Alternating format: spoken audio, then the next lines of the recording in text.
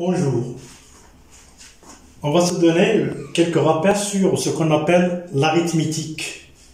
C'est une leçon parmi les premières leçons du tronc commun.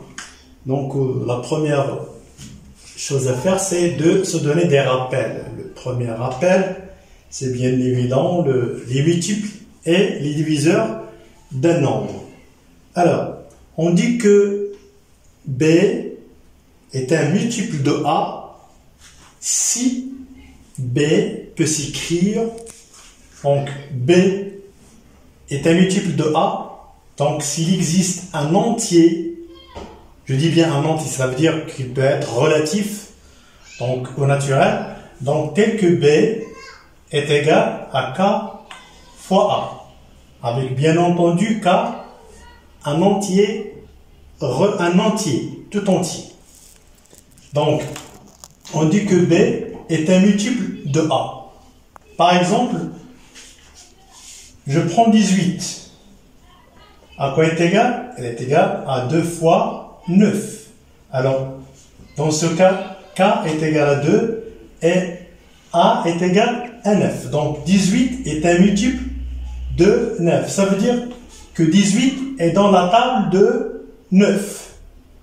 Alors, on peut dire aussi que A est un diviseur de B. Ça veut dire quoi? Ça veut dire que A divise B. Si on divise B par A, on obtient un entier. Donc, si je fais par exemple B divisé par A, bien entendu A est différent de 0, donc je peux avoir K. Avec K, c'est un entier. Donc, évidemment ici déjà, vous avez 18 divisé par 9, ça vaut 2. Donc, d'une façon générale, on dit que B est un multiple de A s'il existe un K, un entier K, tel que B est égal à K fois A. Et on dit que A est un diviseur de B, ou bien A divise B. Vous voyez ici, K doit être un entier. Voilà. Alors, à propos des rappels sur les multiples et les diviseurs. Comme je viens de dire, donc 18, par exemple, est égal à 2 fois 9. Ou bien 36 est égal, bien entendu, à 6 fois 6. Dans ce cas, K est égal à A. Ici, K est égal à 2 ou bien est égal à 9. Donc, vous voyez ici, il y a un produit, donc A divise B, ou bien A est un diviseur de B, ou bien B est un multiple de A. Donc, ça veut dire que B est dans la table des multiples de A. Comme ici, c'est 18 dans la table des multiples de 9. 36 dans la table des multiples de 6. Attaquons maintenant le deuxième rappel qui stipule les critères de divisibilité. Alors, on dit qu'un nombre est divisible par un autre nombre s'il existe un cas, bien entendu, tel que le premier nombre s'écrit sous forme du produit de k fois l'autre nombre. Donc, pour dire que un nombre est divisible par 2, c'est tout simplement, c'est-à-dire le dernier chiffre de ce nombre se finit par 0, soit par 0, 2, 4, 6, 8, voilà. Donc, ou tout simplement, si ce nombre est pair, bien entendu. Donc, si le dernier chiffre, c'est-à-dire le chiffre des unités de ce nombre, il finit par 0, ou 2, ou 4, bien 6 et 8. Alors, tout simplement, je peux dire que c'est un nombre pair. Voilà. Donc, je prends l'exemple. Je ne sais pas, moi, je prends 2, par exemple. Donc, peu importe que ce que je vais écrire à gauche, 5, 7, 8, 6, donc ce nombre est divisible par 2. Pourquoi? Parce que le chiffre des unités est un nombre pair, c'est-à-dire il est ici. Voilà. Alors, passons au nombre 3.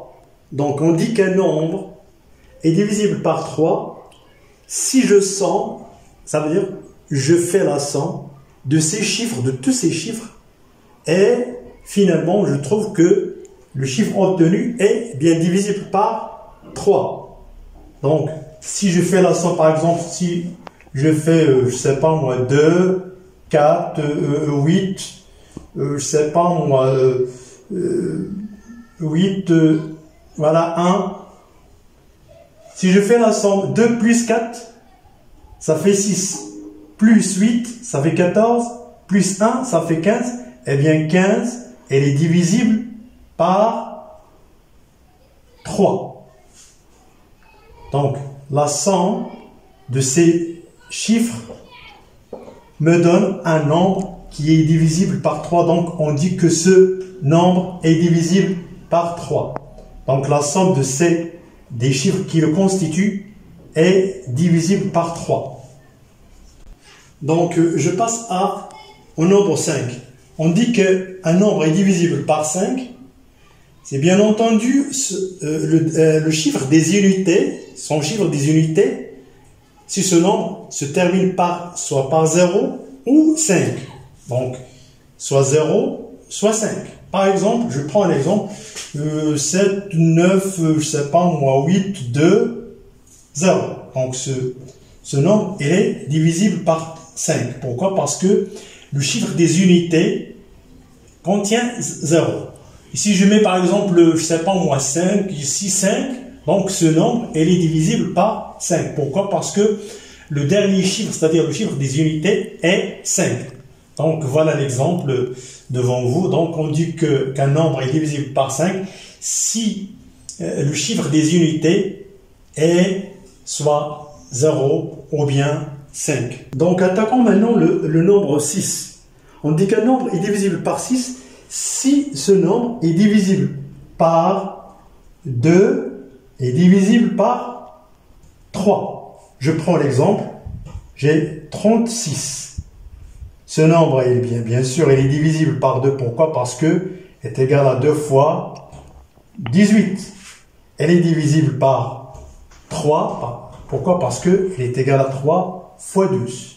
Donc, le nombre 36 est divisible par 6.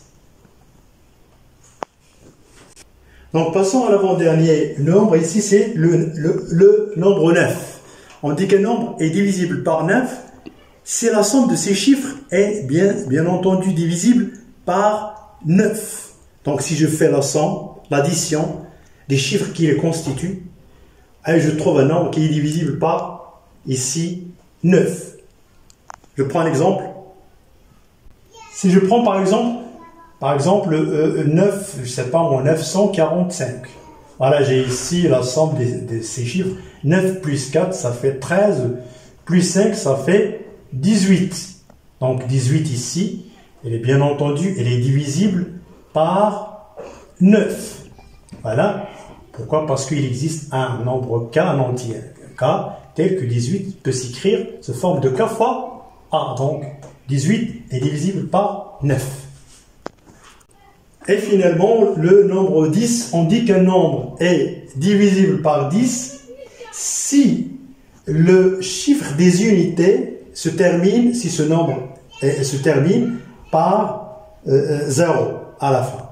Donc, par exemple, je ne sais pas, moi, je prends c'est-à-dire un nombre, quel que soit ce nombre, donc 6, et dès qu'il se termine par 0, on dit qu'il est divisible par 10, ou bien 2 zéros, je ne sais pas. De toute façon, il y a un 0 à la fin. Donc, il est divisible par 10.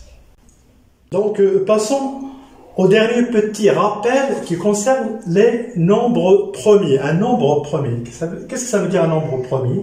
Donc, on dit qu'un nombre est premier s'il est divisible uniquement par 1 et par lui-même. Donc, par 1 et par lui-même.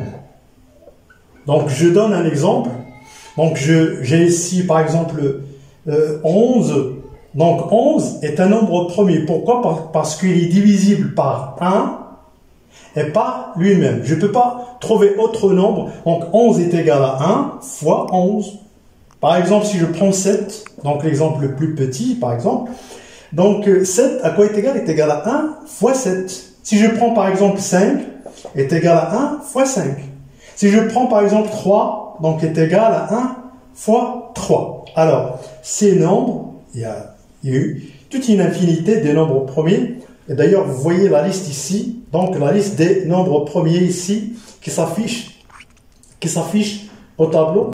Alors, vous voyez ici les nombres premiers, et ils sont divisibles par 1 et lui-même. Donc un nombre premier, il est divisible par 1 et lui-même. 1 lui-même, 1 lui-même, 1 lui-même, etc. Vous voyez ici 2, donc il est divisible par 1 et lui-même. 2. Alors, la question qui se pose, donc j'ai ici un petit warning, ici, donc, warning, c'est-à-dire attention, est-ce que 1 est un nombre premier? Bien évident, non. Pourquoi? Parce que vous allez remarquer que 1 est égal à 1 fois 1.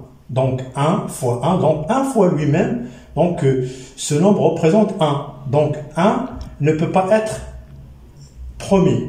Donc 1 n'est pas premier. 1 n'est pas un nombre premier.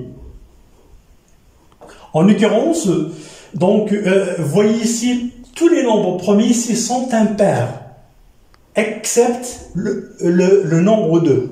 Donc, le nombre 2, c'est le seul nombre pair qui est premier. Donc, le nombre pair qui est premier. Alors, la suite, elle est impaire. Vous voyez ici une attention. Donc, 1 n'est pas un nombre premier. Alors, on va passer à ce qu'on appelle la décomposition d'un nombre en facteur premier. Ça veut dire quoi? Ça veut dire que dès que j'ai un nombre, par exemple, je ne sais pas moi, je prends 344 par exemple, je vais le décomposer en facteur de nombre premier. Facteur de nombre premier. Alors, à quoi est égal? Donc, est égal, bien, le premier nombre premier, c'est 2. Donc, est égal à 2 fois quoi? Donc, est égal à 2 fois 12. Voilà. Donc, est égal, je garde ce 2 là, et je fais le produit. 172, je peux le décomposer, encore une fois, en nombre premier. Donc, est égal à 2 fois, à quoi est égal? 86. Pour avoir 172, c'est 2 fois 86. Alors, je peux encore continuer, je laisse le 2 fois 2 et je vois ici, encore je peux diviser 86 par 2. Donc est égal à 2 fois 43. Alors, là, je m'arrête ici. Pourquoi? Parce que je ne peux pas diviser. Je suis arrivé à un nombre premier. 43, c'est un nombre premier que je ne peux pas diviser. Il est divisible uniquement par 1. Donc, je peux écrire finalement que 344, à quoi est égal? Est égal à 2 puissance 3 qui multiplie 43. Vous voyez ici, c'est-à-dire les facteurs qui composent ce nombre, ce sont des nombres premiers. 2, c'est un nombre premier. 43, c'est un nombre premier. Donc, 344 est égal à 2 puissance 3, 2 au cube, fois 43, qui sont des nombres premiers. Je passe à un autre exemple. Là, si je prends par exemple 60. Alors 60, je peux le décomposer en facteurs de nombres premiers. Je peux écrire que 60 est égal plutôt à 2. Voilà, 2 fois 2 fois 3. Eh bien, donc j'ai ici 4 fois 3. Donc c'est 4 fois 3, c'est 12. Fois, bien entendu, 5. Voilà, les nombres premiers, donc 60 est égal à 2 puissance 2 fois 3 fois 5. Vous voyez ici les nombres, les facteurs sont des nombres premiers qui constituent bien entendu 60. Donc je peux toujours décomposer un nombre sous forme de produit de facteurs premiers. Alors, si je vous donne un exemple, par exemple, si on vous demande par exemple d'écrire les multiples, écrire les multiples par exemple, je sais pas moi, de 15, compris entre 50 et 100. Alors, si je prends par exemple 15, les multiples de 15, 100, donc 15 fois 1, donc 15, et puis 15 fois 2, c'est 30, 15 fois 3, donc 45, 15 fois 4, c'est 60, eh bien, 15 fois, je sais pas moi, 15 fois 4, plutôt 5, c'est 75, et puis 15 fois 6, donc c'est 90, et puis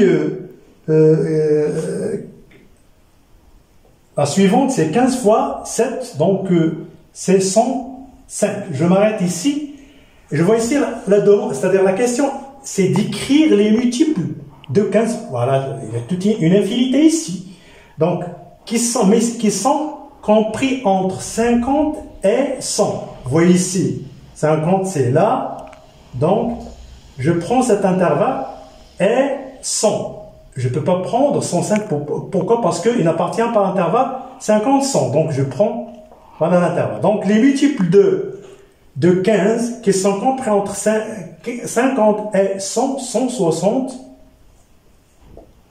75 et 90. Voilà. Alors pour finir, donc je vais quand même signaler une petite remarque en ce qui concerne ce nombre-là, c'est-à-dire la façon dont j'ai traité, c'est-à-dire la décomposition de ce nombre en facteurs premiers. Alors il y en a ceux qui préfèrent, c'est-à-dire là en colonne. Donc si je prends par exemple 344, donc je mets une colonne, c'est-à-dire une ligne verticale, et je fais 344 divisé par 2, donc à quoi est égal? Est égal à 162. Et 162 aussi, il est divisible par 2. Pourquoi? Parce qu'il se finit par 2. Donc, divisible par 2, je peux obtenir 86. Et je vois ici que 6, il est divisible par 2. Donc, il y a encore une possibilité de le diviser par 2. Donc, c'est 2 ici. Lorsque je divise 86 par 2, il va me donner 43. Ah ben ici, je suis arrivé à, c'est-à-dire un nombre premier, 43 divisé par 43. Donc, il me donne 1. Vous voyez ici les facteurs premiers. J'ai 2 puissance 3 qui multiplie 43. Donc voilà, il a une autre méthode de faire ceci. Voilà, à propos de ce paragraphe, on terminera, c'est-à-dire la suite dans la deuxième vidéo. Soyez les bienvenus, c'est-à-dire je vous remercie pour c'est-à-dire d'y faire attention. Essayez de vous abonner à la chaîne si vous n'êtes pas encore abonné. Merci, à la prochaine.